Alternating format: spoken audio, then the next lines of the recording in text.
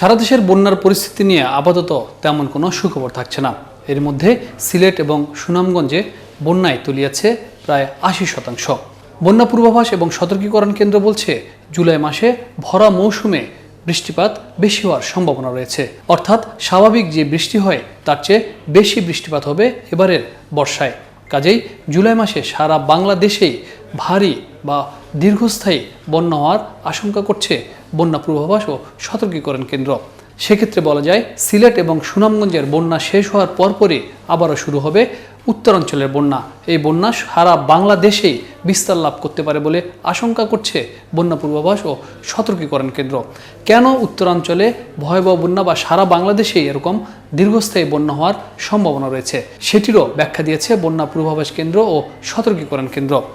তারা যেটি বলছেন যে, বর্তমান প্রেক্ষাপটে সারা বিশ্বেই যেভাবে উষ্ণতা বাড়ছে, পাশাপাশি এল নিনোর যে প্রভাব শেষ হয়েছে, এখন লা নিনোর প্রভাব পড়ছে। এর ফলশ্রুতিতে যেটি লক্ষ্য করা যাচ্ছে সেটি হলো খরার সময় অতি খরা এবং বর্ষা কিংবা বন্যা কিংবা অন্য যে কোনো প্রাকৃতিক দুর্যোগের ক্ষেত্রে অনেক বেশি দুর্যোগ হতে পারে। সেই ধারাবাহিকতায় তারা বলছে যে এবার বর্ষায় অতিরিক্ত বৃষ্টিপাত হওয়ার সম্ভাবনা রয়েছে, যেটি বাংলাদেশের বিভিন্ন জেলায় বা সারা বাংলাদেশে বন্যা সৃষ্টি করতে পারে।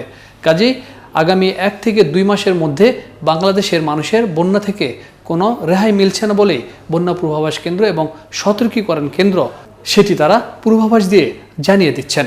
তবে তারা যেটি বলছেন যে এখন পর্যন্ত বলা যাচ্ছে না এটি দীর্ঘস্থায়ী হবে নাকি স্বল্প মেয়াদী হবে, সেটি অল্প সময়ের মধ্যেই ডেটা বিশ্লেষণ করে তারা সেই বিষয়টি ক্লিয়ার করতে পারবেন বা পরিষ্কার করতে পারবেন যে আগামী মাসে বন্যাটি দীর্ঘস্থায়ী হওয়ার সম্ভাবনা কতটা রয়েছে।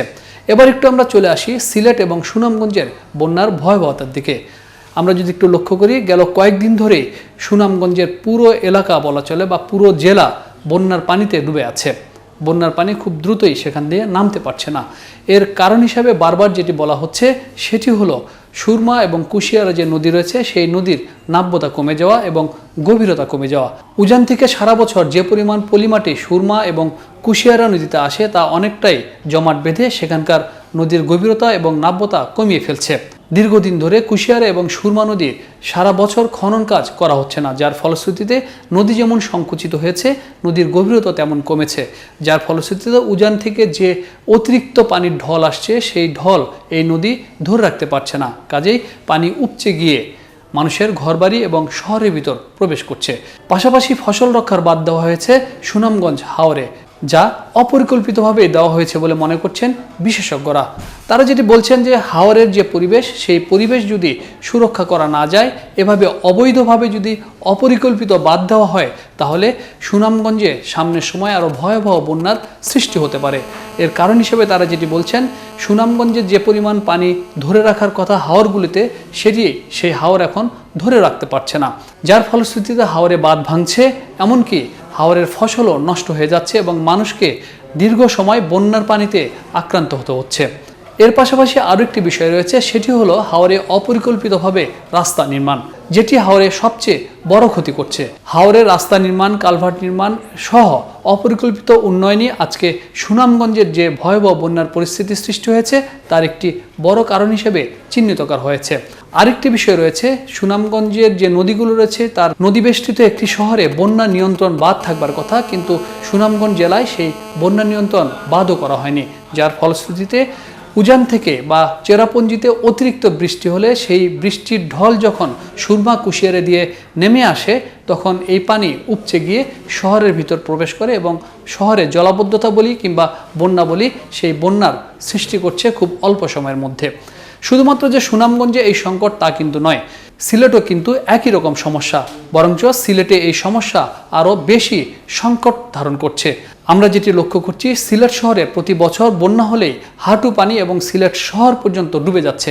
এর একটি বড় কারণ হিসেবে বলা হচ্ছে, সিলেট শহরের যে পরিমাণ খাল এবং ছড়া ছিল, সেই খাল এবং ছড়া ভরাট করে করা হয়েছে বিভিন্ন ধরনের আবাসিক প্রকল্প এবং উন্নয়ন প্রকল্প, যার ফলশ্রুতিতে সিলেট শহর থেকে পানি নামতে পারছে না এবং হাওরের সাথে খাল, ছড়া এবং নদীর যে সংযোগ, সেই সংযোগগুলো বন্ধ হয়ে যাওয়ার কারণে শহর থেকে পানি নামতে পারছে না। এমনকি হাওরের সাথে খাল এবং ছড়া এবং নদীর সংযোগ অনেকটাই বন্ধ হয়ে গেছে বিভিন্ন জায়গায়, যার ফলশ্রুতিতে পুরো শহর জেলার যে পানি নামার বিষয়টি সেটি খুব ধীর গতিতে নামছে। এটি একটি কারণ হিসেবেই বলছেন বিশেষজ্ঞরা।